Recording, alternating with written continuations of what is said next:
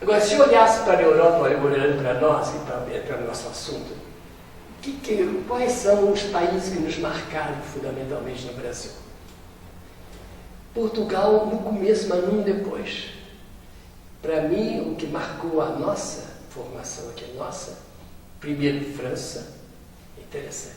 França foi o primeiro país, agora falando da moderna, né, que na década de 50, portanto 10, 12 anos antes do Vaticano II, fez a primeira grande revolução teológica e cultural. Pouca gente sabe disso. Em 1946, Jean Damiano escreveu um artigo na revista que os jesuítas têm em Paris, chamado Etude, onde ele lança o projeto da teologia nova. 46. E nós vamos ter essa teologia nova em 60 e tantos no Brasil, 20 anos depois. Henri d'Olibac já escrevia na década de 40 um artigo sobre a evolução do dogma. Pio XII vai condenar em 50, que até o Pedro XVI vai chamar de relativismo, já d'Olibac tinha escrito na década de 40. Então, os franceses, e sobretudo a figura gigantesca de Teilhard de Chardin, um homem que na década de 20, já pensava o que para nós hoje, ainda em 2014, é avançado. Nós estamos dirigindo uma tese lá na FAS, tem uma moça, uma senhora, sobre Teilhard de Chardin. Você ainda fica admirado, um homem que escreveu em 20, na década de 20. Quer dizer, a França foi realmente uma explosão. E se os que conheceram Henrique Vaz devem admirar muito, eu acho que a grande razão porque o Vaz avançou, porque o Vaz se nutriu do pensamento francês. E eles sorrateiramente passavam para mim, nas horas secretas, os artigos em francês. Eu comecei a aprender francês para poder ler. E ia me dizendo livros, né? Eu me lembro de ler d'Olibac, ainda jovenzinho, mas naturalmente, aquele sobre o Nietzsche, etc., já d'Olibac, quer dizer, um homem que pegava aqueles grandes filósofos e já trabalhava. Então, essa explosão francesa marcou muito a nossa formação intelectual. Depois veio a onda espanhola. Aí agora a Espanha tinha outra visão. A Espanha trouxe para nós o quê? Trouxe a abundância, por assim dizer. Para vocês terem uma ideia, Franco, por se ter uma ditadura muito forte na Espanha, ele provocou uma revolução religiosa muito grande.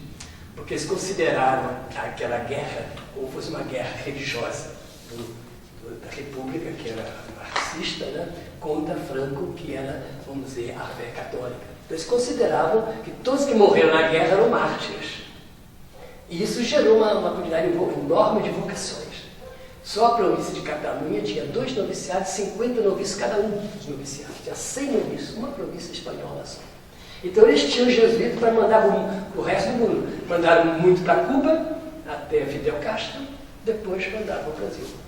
Então nós fomos Brasil, Bolívia, outros países. Então aí veio também essa onda, mas não mais nesse nível intelectual francês. Francesa mais através da revista, dos livros, não através das pessoas. Mas a presença mais forte nas nossas províncias foi a espanhola e a italiana. A italiana tinha duas vertentes diferentes. A vertente tradicional, tipicamente italiana, mas também eles tiveram um movimento, talvez algum de vocês devem ter ouvido falar, chamado Mundo Melhor. Mundo Melhor era um famoso padre Ricardo Lombardi, que estava muito próximo de Pio XII. E ele lançou um movimento para um mundo melhor, um movimento bastante aberto para aquela época.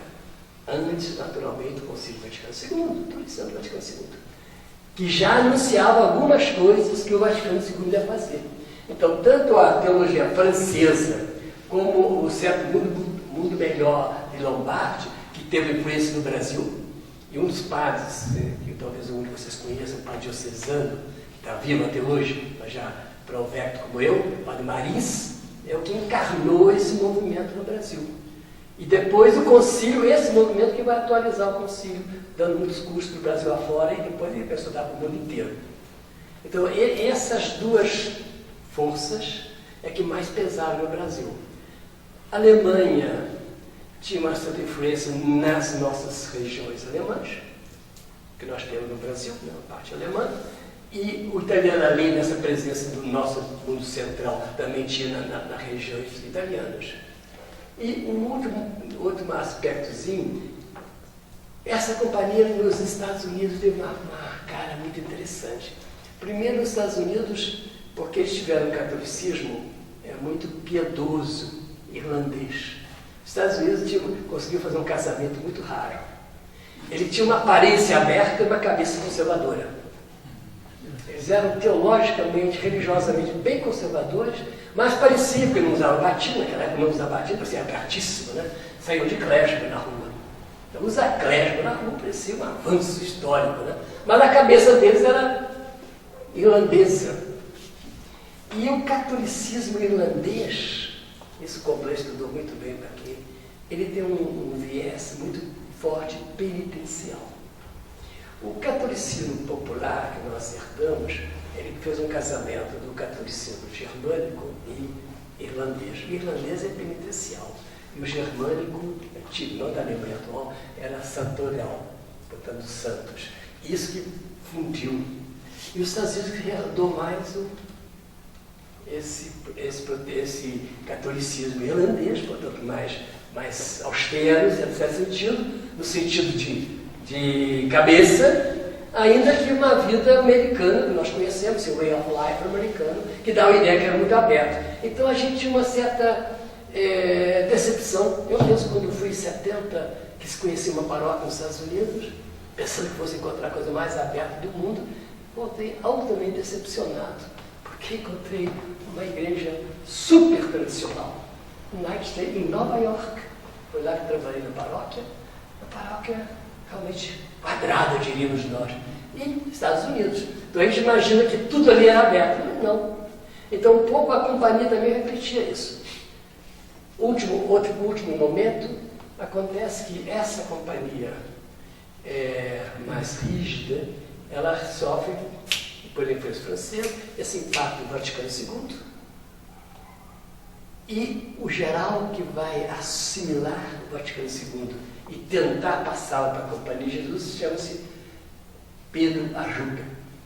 Era um espanhol, mas basco mais que espanhol, que viveu todo o tempo no Japão. Portanto, conseguiu fazer um casamento único que nós não podíamos nem imaginar. Alguém que tinha uma formação oriental, ele foi tão sério e assimilar que ele entrou naqueles mosteiros japoneses, fez aqueles exercícios de oração, etc., para poder assimilar toda a cultura japonesa, para poder trabalhar no Japão. E esse é o efeito geral. Então ele abre os jesuítas para o mundo moderno. E aí começa uma grande evolução na nossa congregação, e isso que vocês estão vendo agora aqui. Só que esse movimento, o ACUP, avançou tanto que a igreja hierárquica a qual nós obedecemos, em modo especial, ficou muito preocupada.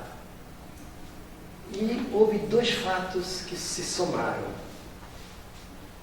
Quando terminou o pontificado de Paulo VI, no finalzinho, no último ano de 78, Paulo VI estava muito pessimista a respeito da igreja. Ele chegou a dizer que a fumaça de Satanás tinha entrado na igreja. É uma expressão assim interessante, né? A fumaça de Satanás. Se vocês um dia tiverem curiosidade, lerem a homilia que ele fez nos primeiros dias do ano de 78, o ano no qual ele vai morrer em agosto. Mas já faz uma homilia no começo do ano, assim um pouco funérea. Esse de homem que já acha que a igreja escapou-se-lhe das mãos. O Vaticano II fez uma explosão. E que um dos mais importantes fatores disso eram os jesuítas. Na teologia, os europeus, e na moral, os americanos. Na teologia moral. Então começou um grupo de americanos, deu uma abertura muito grande no campo da teologia moral, e os jesuítas da Europa, naturalmente, o Dorion, Rahner, esse pessoal que a gente conhece, né? Começa esse movimento, então eles acham que os jesuítas era um dos fatores dessa mobilização grande da igreja. Então dizem, quem nunca pode saber, eu não estive lá, não podia ter estado, que os cardeais, quando escolhem um papa, isso você sabe, os jornais não, né? Eles têm todo dia 2 reuniões. E nelas eles conversam. Conversam o quê? Conversam aquilo que eles esperam do novo Papa e o perfil do novo Papa que eles querem. E quando foi para a escolha de João Paulo II, primeiro morreu logo, né? Isso eu deixei por 3 dias antes. Né? Quando chegou na escolha de João Paulo II, que reforçou logo depois da outra, eles pediram que realmente houvesse uma intervenção na Companhia de Jesus. Portanto, não é iniciativa de João Paulo II, já era um desejo. Porque achavam que a Companhia estava avançando demais na teologia e na moral, dois campos importantes da fé tradicional da Igreja. E João Paulo II então ouviu esse pedido. Coincide com o quê? Coincide com a doença do padre Arrupe. Então as duas coisas somam. Então o Papa intervém. Aquele que devia ser o geral, segundo a norma da Companhia, o Papa depõe. Um americano devolve para os Estados Unidos e nomeia um italiano como uma espécie de delegado pontifício. Mas só que o delegado pontifício é uma pessoa tão sensata, o padre Detza, que não cumpriu a função que eles imaginavam. Eles tinham a impressão que talvez saíssem centenas e centenas de jesuítas da ordem, quando eles não saiu um jesuíta por isso. Ficaram todos quietos. E o Papa pegou um susto. Onde está a rebelião deles? Não aconteceu nada. Interveio, passaram 2 anos e veio a nova congregação geral. Ele elegeu o Convenbar, o político geral. E aí começa um lento processo, mas saindo um pouco no freezer. Nós vivemos o freezer até agora o Francisco. Nós não estamos saindo agora do freezer com a eleição do Francisco. Por quê? Porque aquela movimentação toda que havia depois do Vaticano II, durante o pontificado de João Paulo II, ele fez, João Paulo II, na minha análise, ele teve um ponto muito avançado, que é o ponto externo. Em 2 campos ele foi bastante avançado. No campo social, a Labora Exercens é uma encíclica que assume, inclusive, categorias marxistas, mais que a teologia da libertação. Ninguém sabe disso, mas entende? A influência polonesa dele, ele vivia no mundo comunista, é uma encíclica muito aberta, a Labora Exercens, talvez a encíclica social mais aberta que se produziu, e também no encontro religioso. Pouca gente comenta isso. Ele fez 2 encontros, depois o Papa Bento fez um depois, 2 encontros em que ele convidou todos os líderes religiosos do mundo que quisessem rezar com ele, em Assis. E foram, tudo que tipo de religião pode imaginar. E ele se acolheu a todos. E olha que pormenor, nos espaços em que eles iam rezar, ele pediu para tirar todos os sinais cristãos, para não ofender a religião do outro. Portanto, onde os budistas iam rezar, não havia nenhuma cruz, nada, para mostrar o respeito que ele tem. Uma coisa assim, de uma abertura gigantesca no sentido do diálogo interreligioso. Então, nesse sentido, houve um grande avanço. Agora, na doutrina interna da igreja, na disciplina interna da igreja, ele foi bastante mais rígido. E como é aí que ele achava que os jesuítas eram inquietos, foi aí também que pesou sobre a Companhia não diria repressão, seria uma palavra forte, mas um certo controle maior. E agora